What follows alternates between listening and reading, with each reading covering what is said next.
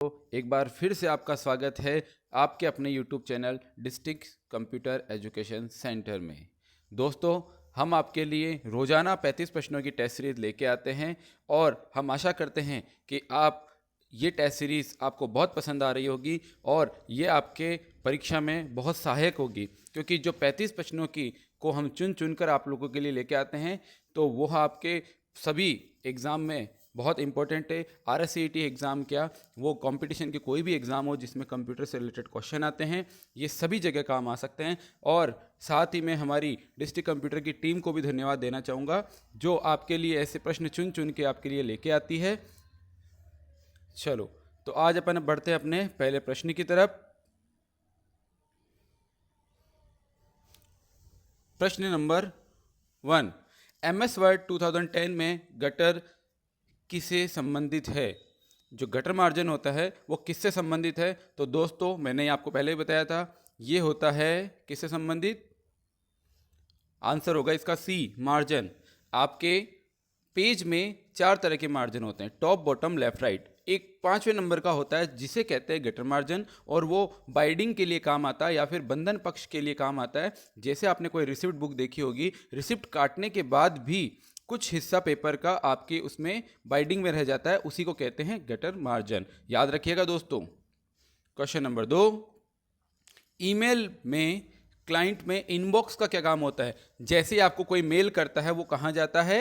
Inbox में जाता है। तो आंसर, इनबॉक्स का काम होता है रिसीव किए गए मेल को स्टोर करना। तो ऑप्शन देखते हैं। पहला ऑप्शन है वह स्थान जहां भेजा गया ईमेल रखा जाता है। देखो, भेजा गया ईमेल तो सेंड बॉक्स में जाता है, ओके। वह स्थान जहां अवांछित ईमेल रखा जाता है, अवांछित ईमेल तो स्पैम में जाता है। वह स्थान जहां हटाए गए ईमेल को रखा जाता है तो वो तो बीन में जाता है। तो अपना आंसर इसमें नहीं है, तो इसका मतलब इसका आंसर होगा डी, इनमें से कोई नहीं, क्योंकि इनबॉक्स का काम होता है रिसीव किए गए मेल को स्टोर करना। क्वेश्चन नंबर 3 दोस्तों, मान लीजिए आप केवल उन पंक्तियों को दिखाना चाहते हैं जहां किसी छात्र ने किसी विषय में 70 या 70 से अधिक अंक प्राप्त किए हैं। MS एक्सेल 2010 के किस फीचर का उपयोग किया जा सकता है? यानी MS एक्सेल का कोई ऐसा फंक्शन है जिसका यूज़ करके आप 70 या 70 से अधिक मार्क्स को उसमें शो कर सकते हैं। तो दोस्तों बताइए इसका आंसर क्या होगा? इसका आंसर होगा फिल्टर, सी, फिल्टरिंग। देखो, फिल्टर एक ऐसा फीचर है जिसमें आप डेटा को फिल्टर कर करके कैसे देख सकते हैं। जैसे आपको अगर 10 मार्क्स वाले देखने हैं तो आप डेटा को फिल्टर कर दीजिए, तो आपके सामने ओनली 10 मार्क्स वाले रहेंगे। अगर आप करते हैं 70 मार्क्स वाले तो 70 मार्क्स वाले रहेंगे, बाकी सब हाइड हो जाएंगे। तो फिल्टर बहुत काम आता है दोस्तों। नेक्स्ट क्वेश्चन आपका, डैश विकल्प प्रोजेक्टर को विंडो 10 से कनेक्ट करते समय कंप्यूटर और प्रोजेक्टर के बीच छवि को विभाजित करता है। तो बताइए आंसर क्या होगा? ऑप्शन ए केवल PC screen, option B duplicate, option C extend, और ऑप्शन डी केवल सेकंड स्क्रीन।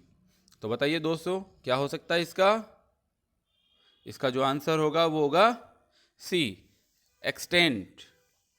ठीक है, आगे बढ़ते हैं। क्वेश्चन नंबर 5 आपका, आपके पास छात्रों के नाम और उससे संबंधित परीक्षा अंकों के साथ एक डेटाबेस है, मतलब कि स्टूडेंट्स के परीक्षा का रिकॉर्ड है। आप जानना चाहते हैं जिसने छात्रों ने 90 से ऊपर अंक प्राप्त किए हैं, आप किस MS एक्सेल फंक्शन का यूज़ करोगे? आप चाहते हो कि किसने 90% मार्क्स लेके आए हैं या फिर 90 मार्क्स लेके आए हैं, तो आप कैसे पता करेंगे दोस्तों? बहुत इजी क्वेश्चन है ये, आपकी मैं रेगुलर जो क्लास चलाता हूँ प्रैक्टिकल, उसमें भी बताता हूँ। तो इसका जो आंसर होगा वो होगा सी, काउंट इफ। देखो, काउंट का काम होता है सेल में सेल्स को काउंट करना जिसके अंदर कि कितने नंबर वैल्यूज लिखी गई है, लेकिन काउंट इफ का काम होता है जो रेंज आपने सेलेक्ट करी है फिर कॉमा लगा के आप उसको रेंज बताते हैं कि इसमें मुझे 90 नंबर वाले देखने हैं या 80 नंबर वाले देखने हैं, तो वो टोटल आपको बता देता है कि इतने इसमें काउंट करके कितने सेल में 90% है। नेक्स्ट क्वेश्चन दोस्तों आपका, क्वेश्चन नंबर 6, भारत में कौन सा कानून विशेष रूप से साइबर अपराध और इलेक्ट्रॉनिक वाणिज्य को संबोधित करता है? तो बताइए साइबर क्राइम से रिलेटेड कौन सा है ये? बताइए आंसर दोस्तों। इसका जो आंसर होगा दोस्तों वो होगा D, IT act, Indian IT act 2000। Answer होगा इसका डी। इसको याद रखिएगा दोस्तों, ये क्वेश्चन बार बार अपनी क्लास में आ रहा है, मतलब इंपॉर्टेंट है दोस्तों ये। क्वेश्चन नंबर 7, विंडो 10 में कौन सी अंतर्निहित उपयोगिता उपयोगकर्ताओं को स्क्रीन पर किसी भी वस्तु का स्क्रीनशॉट, या मतलब कि स्क्रीनशॉट छवि के रूप में कैप्चर करने की अनुमति देता है? स्क्रीनशॉट लेने के लिए कौन सा यूज़ काम में लेते हो भाई साहब? देखो विंडो 10 जो होता है उसमें स्क्रीनशॉट का ऑप्शन है सीधा सीधा। तो बताइए दोस्तों क्या हो सकता है विंडो 10 के अंदर स्क्रीनशॉट का ऑप्शन? वो होगा, आंसर आपका होगा सी, स्पिनिंग टूल। हाँ दोस्तों, इसका होगा स्निपिंग टूल, जिसमें आप क्या कर सकते हो, आप अपनी डिस्प्ले जो चल रही है उसका स्क्रीनशॉट ले सकते हो। क्वेश्चन नंबर 7 हो गया है। क्वेश्चन नंबर 8 दोस्तों, क्वेश्चन नंबर 8 है आपके, बायोस का पूर्ण रूप क्या है? बायोस का पूर्ण रूप क्या है, मतलब कि आपको फुल फॉर्म पूछी जाएगी। और मैंने आपको पहले भी क्लासेस में बोला है कि दोस्तों कुछ फुल फॉर्म्स आएगी और कुछ शॉर्टकट कीज़ भी आएगी। तो एक दिन हम आपको कुछ फुल फॉर्म्स और शॉर्टकट कीज़ की भी क्लास लगाएंगे। तो दोस्तों बायोस की जो फुल फॉर्म होती है वो आपकी होती है, आंसर होगा इसका B, basic input output system. Computer जो होता है वो इसी बेस पे काम करता है, basic input output system. Question number 9 दोस्तों, एमएस वर्ड 10 में डाले गए हाइपरलिंक को कैसे खोला जाता है? एमएस वर्ड में अगर आपने हाइपरलिंक लगाया है तो उसको खोलने के लिए दोस्तों आंसर होगा इसका डी, कंट्रोल कुंजी दबाएं और फिर हाइपरलिंक पर क्लिक करें। जैसे ही आप माउस पॉइंटर हाइपरलिंक वाले पे लेके जाते हैं तो आपका माउस पॉइंटर जो हो जाता है वो हैंड के आकार का हो जाता है। आपका ऐसा भी क्वेश्चन आता है कि हाइपरलिंक पे जब माउस पॉइंटर लेके जाते हैं तो वो किसके आकार का हो जाता है? वो हैंड के आकार हो जाता है। और हाइपरलिंक को खोलने के लिए कंट्रोल के साथ में हाइपरलिंक पे क्लिक करना होता है, तब आपकी वो फाइल ओपन हो जाएगी। दोस्तों क्वेश्चन नंबर 10, सक्रिय दस्तावेज का फाइल नाम कहाँ दिखाई देता है? सक्रिय दस्तावेज का फाइल नाम कहाँ दिखाई देता है? कंफ्यूज होते हैं तो एक्टिव डॉक्यूमेंट डिस्प्लेड कहाँ होता है? तो इसका जो आंसर होगा दोस्तों वो होगा आपके ए, टाइटल बार में। टाइटल बार में आपको आपके जो भी डॉक्यूमेंट आपने ओपन कर रखा है उसका नाम ऊपर शो होता रहता है, यानी जो भी डॉक्यूमेंट फाइल आपने जो भी ओपन करी है वो आपके टाइटल बार में ही उसका शो होता है। अगर आपने बाय डिफ़ॉल्ट उस फाइल को सेव नहीं किया है तो वो बाय डिफ़ॉल्ट जो उसका नाम होना है वही इसमें शो होता है फ्रेंड्स। क्वेश्चन नंबर 11, आईपी का फुल फॉर्म क्या होता है? आईपी का फुल फॉर्म क्या होता है? तो दोस्तों आईपी की जो फुल फॉर्म होती है वो होती है आपके इंटरनेट प्रोटोकॉल। तो आंसर हो जाएगा आपके C, internet protocol. Question number 12 friends, निम्नलिखित में से किसका उपयोग आपका फ़ोन वायरलेस प्रदाता के नेटवर्क के माध्यम से आपको एक स्थान से दूसरे स्थान तक ले जाने के लिए नेविगेशन के रूप में काम आता है? तो बताइए फ्रेंड्स क्या हो सकता है इसका आंसर कि नेविगेशन के लिए काम आता है? तो सीधा सीधा है आपके D, GPS, global positioning system. इसका पहले भी आपके क्वेश्चन आ चुका है। जीपीएस की जो फुल फॉर्म होती है ग्लोबल पोजिशनिंग सिस्टम, जो आपके नेविगेशन का काम करता है फ्रेंड्स। प्रश्न नंबर 13, एमएस वर्ड में किस टूल का उपयोग परिचित और दोहराए गए विकल्पों को रखने के लिए किया जाता है? कौन सा टूल जो है बताएं फ्रेंड्स?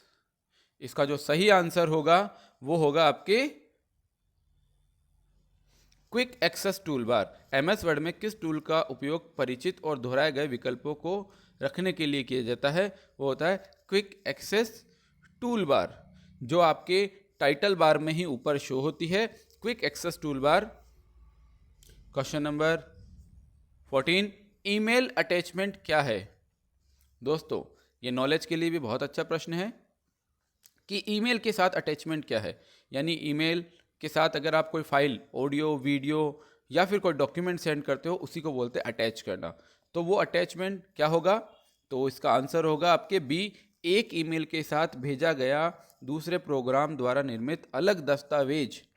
तो थोड़ा कंफ्यूज करने वाला है, मतलब इसकी लैंग्वेज। तो मैं सीधा सीधा आपको बता दूं, एक ईमेल के साथ भेजा गई वीडियो, ऑडियो, डॉक्यूमेंट, कोई ऐप, जो भी आप उसके साथ अटैच करके भेजते हैं वो आपके अटैचमेंट ऑप्शन कहलाता है। और ये एक पिन के आकार का इसका साइन होता है ईमेल में, तो आप पहचान जाएंगे फ्रेंड्स इसको। क्वेश्चन नंबर आपके 15, अपने कंप्यूटर को बंद किए बिना डिवाइस को हटाना और बदलना कहलाता है। बताएं फ्रेंड्स, अपने कंप्यूटर को बंद किए बिना डिवाइस को हटाना और बदलना कहलाता है, वो होगा plug and play. Plug and play, इसको तो याद ही रखना होगा फ्रेंड्स आपको, plug and play. Question number 16, dash में अस्थिर चिप्स होते हैं जो अस्थायी रूप से डेटा या निर्देशों को संग्रहित करते हैं। अस्थिर, तो इसका सीधा सीधा आंसर आपके सी होगा। इसका रैम मतलब रैंडम एक्सेस मेमोरी। तो फ्रेंड्स आपको बता दूं, प्राइमरी मेमोरी दो तरह की होती है, रैम एंड रोम, और सेकेंडरी तो आपको पता ही है, hard disk, SSD, pen drive और एक्सेट्रा बहुत होती है। लेकिन अगर आपसे कोई पूछे अस्थायी मेमोरी कौन सी है, टेम्पररी मेमोरी कौन सी है, तो वो सिर्फ एक है, रैम। अस्थायी केवल एक रैम है, जबकि रोम भी आपके परमानेंट होती है दोस्तों। तो रैम इसका आंसर होगा, अस्थायी memory. Question number 17 friends, internet पर कंप्यूटर की पहचान किसके द्वारा की जाती है? इंटरनेट पर कंप्यूटर की पहचान किसके द्वारा की जाती है? तो वो होता है आपका answer C, IP address. IP address, IP address के थ्रू ही आप क्या कर सकते हो, किसी भी कंप्यूटर और किसी भी डिवाइस को आप क्या कर सकते हो, उसको पता लगा सकते हो। आईपी एड्रेस बहुत मेन होता है, आपने सुना भी होगा, हर एक फ़ोन का ईएमआई नंबर होता है, वैसे ही हर एक डिवाइस का, इलेक्ट्रॉनिक डिवाइस जो इंटरनेट से चलते हैं, वो सभी का एक आईपी एड्रेस जरूर होता है friends. Question number 18, dash website का संग्रह है। एक वेबसाइट जो है किस चीज़ों का संग्रह होती है, मतलब कि किस चीज़ का कलेक्शन होता है, एक वेबसाइट में कलेक्शन होता है। सीधा सीधा आपका आंसर हो जाएगा इसका ए, वेब पेजेस। एक वेबसाइट में बहुत सारे पेजेस होते हैं, उनको वेब पेज कहा जाता है, और हर एक वेबसाइट का पहला पेज जो होता है वो होम पेज कहलाता है। ये भी दोस्तों आपके क्वेश्चन आता है कि वेबसाइट का पहला पेज क्या कहलाता है, तो फ्रेंड्स उसको कहते हैं होम पेज। तो इसका जो सही आंसर है वो तो होगा आपके ए। क्वेश्चन नंबर 19, एक उपकरण जो न केवल सर्च सुरक्षा देता है बल्कि बिजली बाधित होने पर कंप्यूटर को बैटरी बैकअप भी देता है। तो बैटरी बैकअप से तो आप समझ गए होंगे फ्रेंड्स क्या होगा। जी दोस्तों बताएं, इसका सही आंसर है फ्रेंड्स यूपीएस। यूपीएस आपके एक इन्वर्टर की तरह कार्य करता है। जब लाइट चली जाती है तो कंप्यूटर आपका बंद नहीं होता है, कुछ समय मिलता है आपको कंप्यूटर को, कंप्यूटर में जो ओपन फाइल्स वगैरह हैं उनको सेव करने में, या फिर 1-2 मिनट का जो भी डेटा है आप उसको सेव करके तब तक आप अपना कंप्यूटर बंद कर सकते हैं। ये बैटरी बैकअप देता है आपके कंप्यूटर को, तो वो यूपीएस कहलाता है। क्वेश्चन नंबर 20, डैश राजस्थान सरकार द्वारा शुरू की गई ई कॉमर्स वेबसाइट का एक उदाहरण है। देखो राजस्थान सरकार द्वारा बोला है इसने, नहीं तो आप लोग अमेजोन वगैरह भी बोल सकते थे। राजस्थान सरकार द्वारा चलाई गई है ये। तो फ्रेंड्स तो इसका जो आंसर होगा वो होगा आपके डी, ई मार्केट। ये आपके एसएसओ आईडी के अंदर एक ऐप मिल जाएगी आपको, ई मार्केट। याद रखिएगा फ्रेंड्स, राजस्थान सरकार द्वारा ई कॉमर्स वेबसाइट चलाई गई है उसे ई मार्केट कहते हैं। यहाँ पर आपको ट्रेडिशनल चीज़ें भी बहुत मिलेगी friends. Question number 21, cloud storage के वैध उदाहरण कौन से हैं? क्लाउड स्टोरेज यानी कि ऑनलाइन अपने डेटा को स्टोर करके रखना, उसका कौन सा एग्जाम्पल इसमें से सही है? तो उसका जो सही आंसर है वो आपका होगा A, Google drive, Microsoft OneDrive और Dropbox. Google drive Google का है, माइक्रोसॉफ्ट वन ड्राइव माइक्रोसॉफ्ट का है, और ड्रॉप बॉक्स आपका ये हुआ। तो ये सभी क्या है, क्लाउड स्टोरेज है। गूगल ड्राइव तो आप लोग नॉर्मली सभी यूज़ करते ही होंगे फ्रेंड्स, क्योंकि आप जैसे ही एक जीमेल आईडी आप क्रिएट करते हो तो आपको 15 GB तक का डेटा स्टोर करने की जो कैपेसिटी मिलती है वो गूगल ड्राइव पर ही मिलती है। तो इसका जो सही आंसर है फ्रेंड्स वो होगा A, Google drive, Microsoft OneDrive और ड्रॉप बॉक्स और एक और होता है वैसे बॉक्स। ओके, क्वेश्चन नंबर 22, नीचे दी गई तालिका से सही मिलान करना है। मतलब को आपको ये मैच देन हो गया फ्रेंड्स। तो मैच देन आप कैसे करेंगे, पहले मैं आपको इसका सही आंसर बता देता हूँ, फिर अपन मैच देन करते हैं। इसका जो सही आंसर होगा वो होगा आपके बी, RPQ। देखो, माइक्रोसॉफ्ट वर्ड में जो बनाया जाता है उसे क्या कहा जाता है, आपको मैंने शुरू से बोलता आ रहा हूँ दोस्तों, इसको कहा जाता है डॉक्यूमेंट। तो इसको आर से मिला दिया दोस्तों। माइक्रोसॉफ्ट एक्सेल में क्या बनाई जाती है, स्प्रेडशीट, और पावर पॉइंट में प्रेजेंटेशन। तो इसका जो आंसर हो गया वो आपके बी हो गया। फ्रेंड्स आगे बढ़ते हैं। 23, फाइल को सीडी में कॉपी करने की प्रक्रिया कहलाती है। फाइल को अगर आप सीडी में आप डालते हैं तो उस प्रोसेस को बर्न करना कहलाता है। मतलब आंसर हो जाएगा सी, बर्निंग। किसी भी सीडी को अगर आप अपने कंप्यूटर में कॉपी करते हो, मतलब कि अपने कंप्यूटर में जो भी डेटा स्टोर हो रखा है आप चाहते हो वह सीडी में आप कहीं लेके जाना चाहते हो, जैसे पेन ड्राइव में लेके जाते हैं, तो सीडी में भरने की जो प्रोसेस कहलाती है वो बर्निंग कहलाती है फ्रेंड्स। क्वेश्चन नंबर 24, निम्नलिखित में से कौन सा इनपुट डिवाइस का उदाहरण है। इनपुट, तो फ्रेंड्स चारों में से कौन सा इनपुट है आप बताइए फ्रेंड्स। तो इनपुट डिवाइस का एग्जांपल तो स्कैनर ही है। आंसर होगा इसका ए, स्कैनर। तो एक बार मैं आपको बता दूं, इनपुट और आउटपुट में डिफरेंस क्या होता है। इन मतलब क्या होता है, अंदर। कंप्यूटर में जो भी काम अंदर जाता है जिन भी डिवाइस से, तो वो हमेशा ध्यान रखना इनपुट कहलाता है। इन मतलब अंदर, कंप्यूटर में काम जिन भी डिवाइस से जाता हो वो इनपुट मतलब अंदर। और कंप्यूटर में काम, कंप्यूटर का जितना भी वर्क है, जो भी आपने पेपर प्रिंट करना है या डिस्प्ले देखनी है या फिर आवाज़ बाहर आनी है, तो वो क्या होती है, बाहर आती है। तो वो क्या कहलाती है, आउट होना, मतलब आउटपुट। तो वो सभी आउटपुट होते हैं। तो इसमें देखिए, स्पीकर से बाहर आवाज़ आती है तो वो आउटपुट है। प्रोजेक्टर से भी आप प्रोजेक्शन बाहर ही देखते हैं तो वो भी आउटपुट है। प्रिंटर से पेपर प्रिंट होकर बाहर आता है तो वो भी आउटपुट है। आपकी मॉनिटर स्क्रीन जो होती है वो भी आउटपुट है फ्रेंड्स। तो इसका जो सही आंसर वो हो गया आपके इनपुट पूछा गया तो स्कैनर होता है, क्योंकि स्कैनर एक फ्लैट पेन होता है जिसमें आप अपने डॉक्यूमेंट को रखते हैं और वो स्कैन होकर जो हार्ड कॉपी थी आपके पेपर की वो सॉफ्ट कॉपी बनकर आपके कंप्यूटर में स्टोर हो जाती है। Question number 25 friends. 25 में किस फाइल फोल्डर को कॉपी और पेस्ट करने के लिए किस शॉर्टकट कुंजी का उपयोग किया जाता है। तो बताएं फ्रेंड्स इसका क्या आंसर होगा। इसका जो आंसर होगा वो होगा आपके डी, कॉपी और पेस्ट बोला उसने, इसलिए कंट्रोल सी से कॉपी होती है और कंट्रोल वी से पेस्ट होता है। एकदम राइट आंसर फ्रेंड्स।